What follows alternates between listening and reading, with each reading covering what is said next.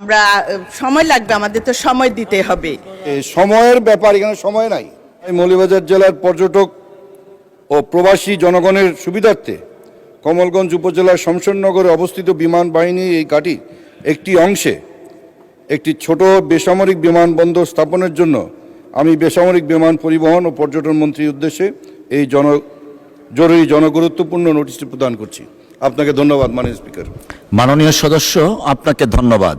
মাননীয় বেসামরিক বিমান পরিবহন ও পর্যটন মন্ত্রী মিস আফরুজা খানমকে এ বিষয়ে তার সংক্ষিপ্ত বিবৃতি প্রদানের জন্য আহ্বান জানাচ্ছি। ধন্যবাদ। মাননীয় স্পিকার, আপনাকে ধন্যবাদ। মাননীয় স্পিকার, আপনার মাধ্যমে আমার মাননীয় সংসদ সদস্যকে আজকের প্রস্তাবের জন্য আন্তরিক ধন্যবাদ জানাচ্ছি। মাননীয় স্পিকার, 1942 সালে দ্বিতীয় বিশ্বযুদ্ধ চলাকালে বিমান ঘাঁটি হিসাবে ব্যবহারের জন্য শমশেরনগর বিমানবন্দর নির্মাণ করা হয়। বর্তমানে 622 একর ভূমির উপর বিমান ঘাঁটিটি অবস্থিত। সর্বশেষ বিআরএস জরিপে উক্ত ভূমি প্রতিরক্ষা বিভাগের অনুকূলে শমশেরনগর বিমান ঘাঁটি নামে রেকর্ডভুক্ত হয়। এই ভূমি উন্নয়ন কর প্রতিরক্ষা বিভাগ পরিশোধ করে যাচ্ছে। বিমানবন্দরটিতে বর্তমানে 6000 ফিট লম্বা রানওয়ে রয়েছে।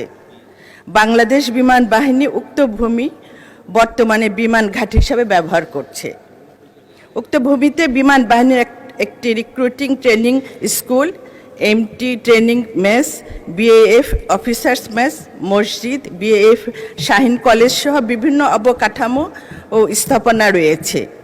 উল্লেখ, উক্ত স্থানে বিমানবন্দর নির্মাণ করতে হলে বেসরকারি বিমান চলাচল কর্তৃপক্ষ অধ্যাদেশ 1985-এর 26 নম্বর অনুচ্ছেদ এবং বেসামরিক বিমান চলাচল কর্তৃপক্ষ আইন 2017-এর 4 ওই অনুযায়ী বেসামরিক বিমান চলাচল সংস্থার অধীন বা তার উপর ন্যস্ত ভূমি, ইমারত, বিমানবন্দর ও বিমান ঘাঁটি, পূর্তকাজ, যন্ত্রপাতি, কলকবজা, সনদাদি, উপাদান ও স্থাপনা সহ সকল সম্পত্তি এবং দায়িত্ব বিবেচকের নিকট হস্তান্তরিত ও ন্যস্ত করতে হবে। মাননীয় স্পিকার, শমশেরনগর বিমানবন্দরটির পূর্ব প্রান্ত ভারতীয় সীমান্তের অতি সন্নিকটে অবস্থিত। তাই বিমান উড্ডয়ন ও অবতরণের সময় আন্তর্জাতিক সীমানা লঙ্ঘনের ঝুঁকি রয়েছে। তাছাড়া বিমানবন্দরটির বিদ্যমান রানওয়ে ও অন্যান্য আনুষঙ্গিক সুযোগ সুবিধা ফিক্সড উইং এয়ারক্রাফট অর্থাৎ যাত্রীবাহী বিমান উড্ডয়ন ও অবতরণের জন্য বর্তমানে উপযোগী নয়। বর্তমান বিদ্যমান রানওয়েতে শুধু হেলিকপ্টার ওঠানামার ব্যবস্থা রয়েছে। শমশেরনগর বিমানবন্দর সহ অন্যান্য বিমানবন্দর ও স্থল পোর্টগুলির বাণিজ্যিক ব্যবহার উপযোগিতা যাচাই করার জন্য অলরেডি আমরা ফিজিবিলিটি স্টাডি কার্যক্রম শুরু করেছি। ইতিমধ্যে বাংলাদেশ বেসামরিক বিমান চলাচল কর্তৃপক্ষ কর্তৃক চলমান রয়েছে এই ফিজিবিলিটি স্টাডি। বর্তমান আমাদের দেশে 3টা আন্তর্জাতিক 5টি ডোমেস্টিক বিমানবন্দর অপারেশন চলছে, কাজ চলমান রয়েছে। এছাড়া আমরা আরও নতুন 8টি বিমানবন্দরকে অপারেশনের উপযোগী করতে আমাদের পরিকল্পনা রয়েছে। পর্যায়ক্রমে এই বিমানবন্দরগুলি ফিজিবিলিটি স্টাডি সম্পন্ন করে অপারেশনাল করা হবে। আমার মাননীয় সংসদ সদস্যর বিমানবন্দরটা এই প্রজেক্টের মধ্যে আছে। তাই আমি আশা করি আমরা সময় লাগবে, আমাদের তো সময় দিতে হবে। কিন্তু যেটা হলো পর্যটনের ব্যাপারে যে কথাটা আছে, পর্যটনের জন্য অবশ্যই মৌলভীবাজারে আমরা স্থান রেখেছি। এটা আমরা পর্যটন হিসাবে এটাকে যাতে আরও ভালো অবস্থানে নেওয়া যায় সেদিকে কাজ করব। আর বিমানবন্দরে সেটা ফিজিবিলিটি স্টাডি হওয়ার পরে তারপরে আমরা বিবেচনায় আনবো যে কোনটা করলে দেশের জন্য ভালো হবে। আমাকে তো আর্থিক দিকটাও চিন্তা ভাবনা করে সব কিছু মিলেই কাজ করতে হবে। তো ধন্যবাদ মাননীয় স্পিকার। ধন্যবাদ মাননীয় মন্ত্রী মহোদয়কে। মাননীয় সদস্য জনাব নাসির রহমান, আপনি এ বিষয়ে একটি প্রশ্ন করতে পারেন। ধন্যবাদ। ধন্যবাদ মাননীয় স্পিকার।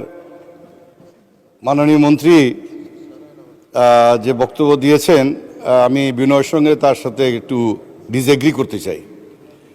এবং এখানে দেখা যাচ্ছে যে বিমান বাহিনী থেকে ওনাকে বোধহয় কিছু ইনপুট দেওয়া হয়েছে, যেটা এখানে উনি উল্লেখ করেছেন যে বিমানবন্দরটি আর ভারতের কাছাকাছি, এই জন্য বিমান চলাচলে ইয়ে আছে, ডেঞ্জার আছে।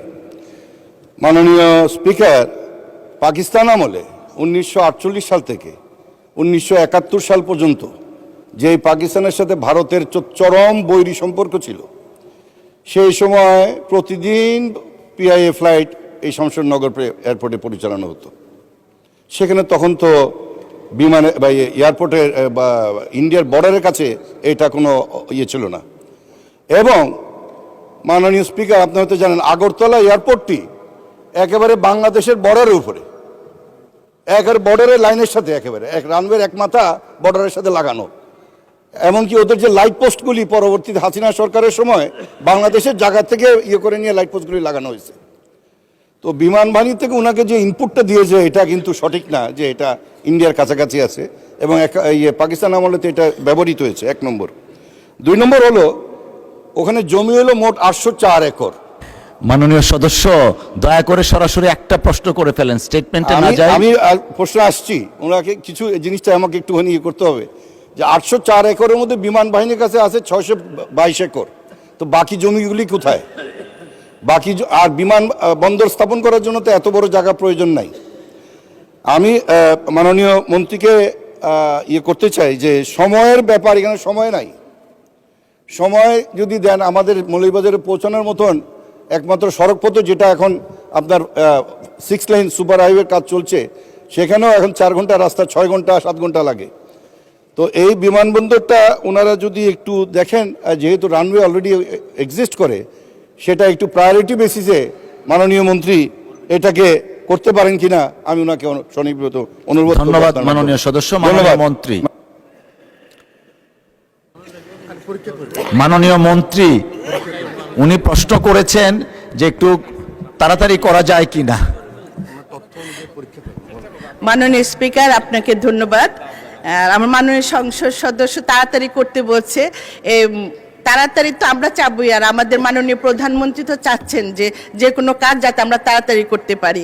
তো সব কাজেরই একটা সময় সীমা থাকতে হয়, সেইভাবে আমরা করে যত দ্রুত করা যায় চেষ্টা করব। আর প্রত্যেকটা জিনিস মনে রাখতে হবে, কোনো কাজ করতে গেলে হঠাৎ করে কোনো কাজই সম্পূর্ণ করা সম্ভব হয় না। ফিজিবিলিটি স্টাডিটা মোস্ট ইম্পর্টেন্ট। সময়ের পরিবর্তন আসে, এক সময় বিগত 40 বছর আগে কি হয়েছে আর এখন যদি আমি সেটার সাথে কম্পেয়ার করি, সেটা কিন্তু সম্ভব না। সময়ের পরিবর্তনে অনেক কিছু চিন্তা ভাবনা করে জনস্বার্থের দিকে তাকিয়ে মাননীয় প্রধানমন্ত্রীর নির্দেশে যাতে শমশেরনগর এয়ারপোর্ট দ্রুত আমার মাননীয় সংসদ সদস্যের ইচ্ছা মতন দ্রুত করা যায়, সেদিকে আমরা লক্ষ্য রাখবো। ধন্যবাদ স্পিকার। ধন্যবাদ মাননীয় মন্ত্রী মহোদয়।